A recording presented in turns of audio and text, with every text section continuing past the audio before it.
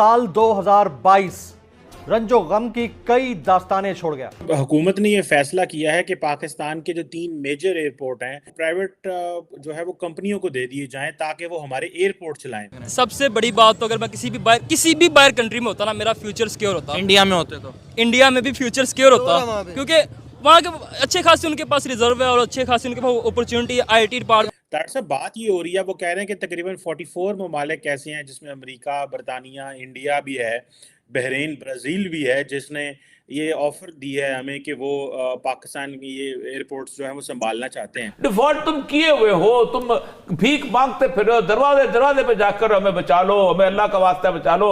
Saudi अरब के पास जाते हैं वो आपको ना कर देता है, चाइना के पास जाते हैं वो आपको ना कर देता है, किसी और से आप मांगने के काबिल नहीं रहेंगे। किससे आप मांगेंगे? हर एक से तो आप लड़े हुए हैं, हर एक से आपने भीख मांग चुके हैं, हर एक के साथ आपके तल्लुकात सही तरह इस्तवार नहीं।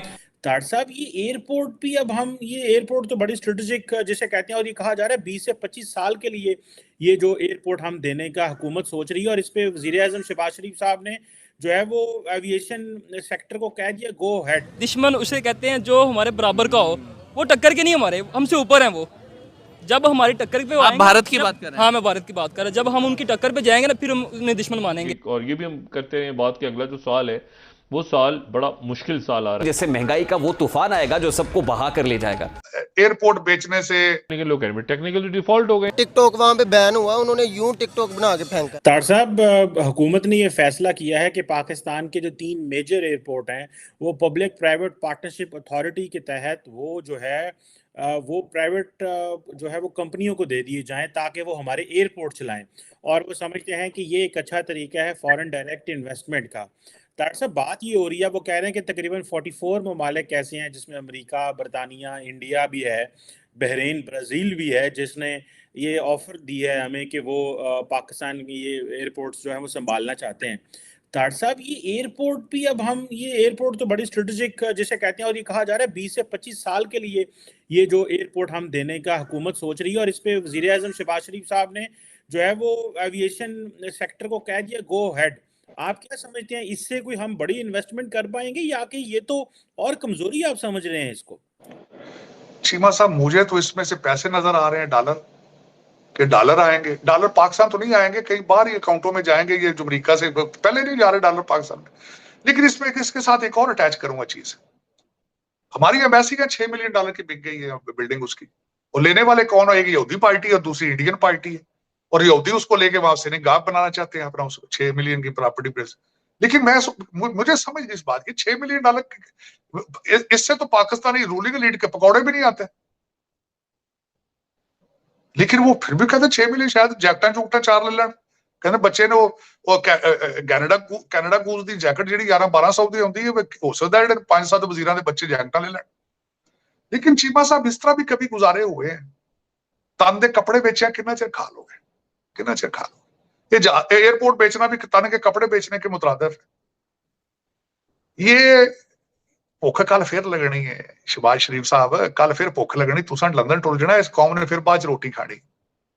लेकिन चलो कोई नहीं। लेकिन चीमा साहब, एयरपोर्ट बेचने से, हाईवे बेचने से, पुल बेचने से, ये बड़े पुराने हरबे हैं। यहाँ पे होटल न्यूयॉर्क में बड़ी प्रॉपर्टी ये खास है, उसके ऊपर उसको अब लीज पे दे रहे, उस पर भी खबे। पहले उस पे कई बुखारी उसके पीछे फिरते थे, अब कई हाशमी फिर रहे होंगे उसके पीछे। तो ये चीमा साहब, इस तरह ना मुल्क चलते हैं, ना इस तरह गुजारे होते हैं। ये तो किसी एक इंसान को, ताकतवर इंसान को, जिसका कोई इख्तियार है, साहिब इख्तियार को ये फैसला करना होगा कि भी मुल्क किस तरह चलाने हैं। वरना अब आप इस पॉइंट पे हैं कि अब आगे गलती गुंजाइश निश्ता, जिस तरह वो हमारे तारिक अजीज साहब फरमाते थे नीलाम घर में, अब आप गलती गुंजाइश निश्ता। लेकिन ये कि मैं हैरान हूँ, न्यू ईयर आने वाला है, आपकी रूलिंग एलीट जो है वो बड़ी खूबसूरती के साथ इसको मनाएगी, बड़े पैसे इस पे लगाएंगे, शराबा चलनगियां, मुजरे होंगे, बड़ा कुछ होएगा पाकिस्तान। 76 साल की मेहनत है। देखें जी, आप कोई भी मेहनत कर लें 76 साल, तो आप उसकी एक्सट्रीम, मैं कहता हूँ आप मेहनत करते 76 साल तक, आपने जहाज पे, आपने चांद पर पाकिस्तान बना लेना था। आपने बड़ी मेहनत की, आपका हक बनता है, आप हक बनता है। बिल्कुल सही कह रहे हैं तार साहब। अगर आज इधर ना होते, आप किसी और कंट्री में होते, तो आपको क्या फ्यूचर होता, और यहाँ पे हैं तो आप क्या अपना फ्यूचर देख रहे हैं? सबसे बड़ी बात तो अगर मैं किसी भी बाहर कंट्री में होता ना, मेरा फ्यूचर सिक्योर होता। इंडिया में होते तो इंडिया में भी फ्यूचर सिक्योर होता, क्योंकि वहाँ के अच्छे खासे उनके पास रिजर्व है और अच्छे खासे उनके पास अपॉर्चुनिटी, आईटी डिपार्टमेंट, जिसे हम दुश्मन कहते हैं ना, वो भी हमसे बेहतर है। दुश्मन उसे कहते हैं जो हमारे बराबर का हो, वो टक्कर के नहीं, हमारे हमसे ऊपर हैं वो।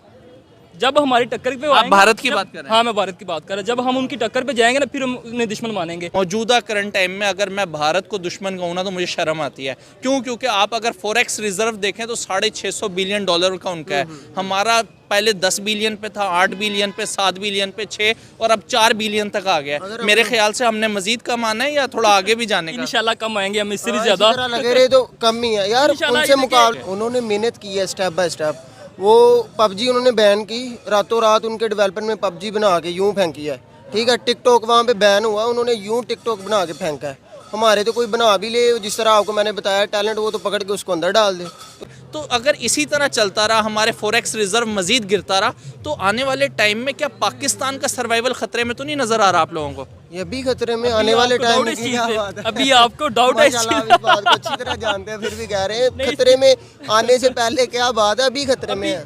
अभी कुछ है ही नहीं हमारे पास, अभी भी हम सब गिरवी रखे हुए किसी न किसी। और ये भी हम करते हैं बात कि अगला जो सवाल है, वो साल बड़ा मुश्किल साल आ रहा है माशी तौर पे, कसाद बाजारी है।